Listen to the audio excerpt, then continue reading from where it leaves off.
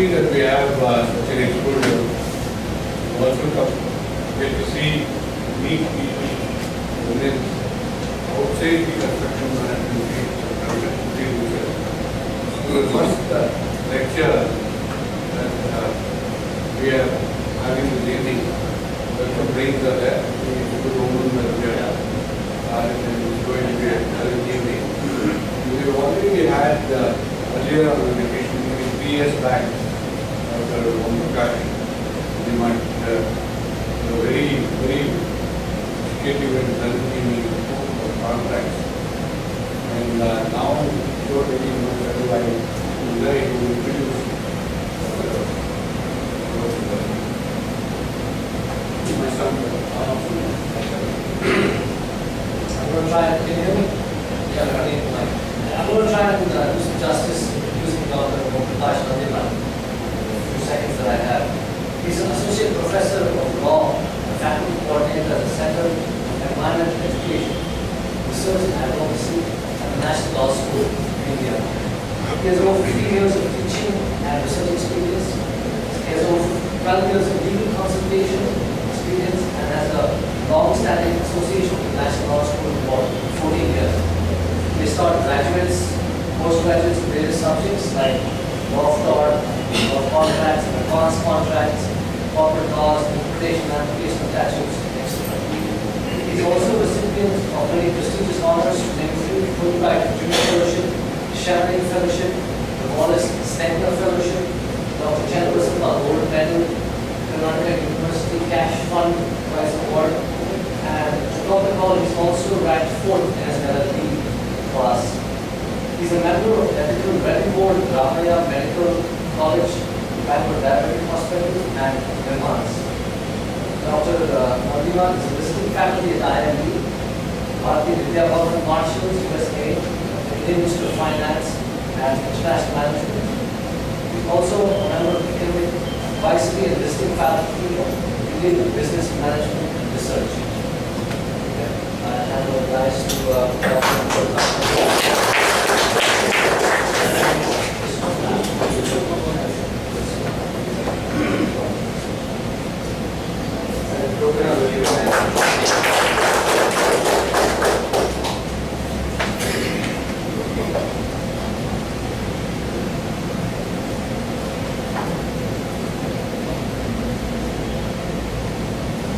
Very good evening to all of you, ladies and gentlemen. Of course, I'm standing here so that, now it's all right. Am I? Okay. So, I'm standing here for the second time. Of course, this time I'm slightly nervous because this is not the area of my core competency where I'm asked to speak. Because when this invite came, probably I thought it can be related to something what I gain and be able to do for my livelihood. Teaching probably some bit of law, or interpreting some bit of latest for judgment, or talking about certain aspects of something relating to law. That's what I thought. But when I had a telecon, then I was suddenly asked, you share something relating to National Law School, how you are considered to be leaders. So the whole initiative, as I would even to understand, is I will speak without really bothering who are you and who are, what are their ventures and things like that. I will just share how we could able to brick by brick build National Law School and why I think, according to my interpretation, law school is number one, so that they can take some even to oh sorry, okay, then I will stand. Okay, so they can probably become some sort of immutable models and try to apply it into your own world. So I'm really nervous here. I think it is because of my cell phone. I think that could be the reason. Yeah. So why I say I'm nervous? Although I'm not, we have in law school a different categorization apart from our hierarchy. I was already introduced as associate professor. We have some founding faculty. Right from the word go they are working, and today we have only one founding faculty left with us. And all other founding faculty either they have gone for better assignments like vice chancellors, heading other institutions, and some have superannuated, and only one is serving as a adjunct faculty with us. And after that, we all come, because this is the 15th year I am with National Law School.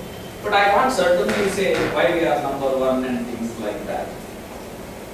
I will nevertheless try to tell you what it is. Before I explain to you something about National Law School, I would probably, have 30 minutes for my sort of a thing, and then we can open up for interaction. That would be more ideal rather than I just going on explaining about law school, the processes and things like that. Before I take you to National Law School, which got established 25 years back, because it happens to be the silver jubilee year for us as well. When 25 years this initiative was started, legal education or the professional legal education, ladies and gentlemen, was said to be at its lowest ebb. People were, this is how one of the author writes regarding the legal history of India. Very, very eminent personality. He writes in one of his books, most of the lawyers were known for their eminence, not because of legal education, in spite of legal education. That's how he writes. And now I will share who is that lawyer or the luminary who is. It is none other than Justice A.N. Ray writing in one of his foundation lectures. So I don't really think, to save your time, I require to say further how heinous it was. And people who never, it is like a law school is a place for those who could not have really found any admission anywhere else. They used to take, instead of waiting away their livelihood. That was a pathetic kind of a situation what we had in India. At that time, the law school experimentation started. And when I am saying law school experimentation, it is not like thunderstruck and immediately law school was started because some people thought, let us start a law school. No. It is a progressive initiative. Progressive initiative, I say, rightly or wrongly, this baton of legal education was handed over by virtue of Advocacy Act in India to Bar Council of India itself. Probably this is a unique kind of experimentation which is happening only in India all over the world. That is, when you are talking about profession, you have to have one professional regulatory body. For example, if you take doctors or medicine, professional regulatory body is the Indian Medical Council. Like that, Bar Council of India is a professional regulatory body in India to regulate profession. And they themselves are, the professional regulatory body is given the baton of professional education also. This is a unique kind of a model only in only in India across the globe. Nowhere it is. For example, if you go to England, we borrow a lot of their models. If you go to England, their professional regulatory body does not really poke its nose in professional education at all. They only say you teach whatever you wanted to teach. Then I would screen him. If he is found competent, he would be let inside into practice. You get the point? And if you take the medical profession, America, England, etc., there is nothing called as they prescribing the syllabus. It is almost like an apprentice model. You join a particular medical college, which also is a teaching college. They teach you all the skills, and once you are found competent, they will let you inside. That also with a particular examination and screening. But in India, we have a unique kind of a thing, especially with regard to the law, it holds good, sir. That means you go to a law college, complete your course, and you are deemed to be found eligible for entering the profession. Irrespective of your, quality of delivery, etc. So you are let inside, that's all.